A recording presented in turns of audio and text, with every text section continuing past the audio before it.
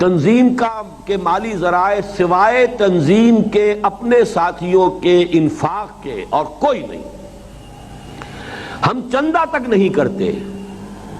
البتہ یہ کہ کوئی صاحب اپنے طور پر کسی وقت کوئی بات کرنا شامل ہونا چاہے کسی کام میں تو ہم اس کو رد نہیں کرتے، لیکن چندہ آج تک ہم نے کسی سے نہیں کیا، کسی شخص سے نہیں کہا جو تنظیم میں شامل نہ ہو.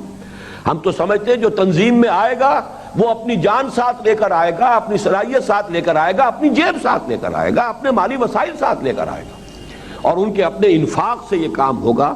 تنظیم کا کوئی اور ذریعہ نہیں. بلکہ میں آپ سے عرض کر دوں، آپ نے یہ بات چھیڑ ہی دی ہے، یہ جو بنی ہوئی ہے عمارت، یہ جو کالج ہے، یہ جو قرآن ہے، ایک پیسہ کہیں کسی عرب ملک سے نہیں آیا. ایک پیسہ تک یہاں کی حکومت یا کسی اور ادارہ جو ہے نیم سرکاری ادارے سے آج تک نہیں آیا. جبکہ میں ضیاء الحق صاحب کی گڈ بکس میں تھا اس وقت بھی میں نے کبھی انہیں دعوت نہیں دی. میں نے اپنے کسی بچے کے ولیمے میں انہیں نہیں بلایا. میں نے کبھی انہیں اپنے ادارے میں نہیں بلایا، کسی کانفرنس میں نہیں بلایا. ورنہ ان لوگوں کے ہاتھوں کا میل ہوتا ہے، وہ حکومت کا پیسہ ہے، وہ جس کو بانٹ دیا. لیکن یہ کہ ایک پیسہ تک نہیں ہے، یہ میں دعوے کے ساتھ آپ سے کہہ رہا ہوں، اور ہمارے ایک ایک پیسے کا حساب ہے، دیکھ لیجئے.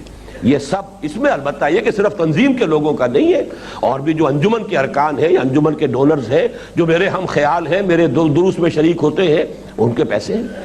اور یہ بھی میں عرض کر دوں، آج تک مجھے کسی اپنے ان تینوں کاموں میں سے انجمن، تنظیم اور تحریک خلافت کبھی بھی پیسے کی کسی کمی کا احساس نہیں ہوا. کمی ہے انسانوں کی. انسانم آرزوست، مجھے انسان چاہیے.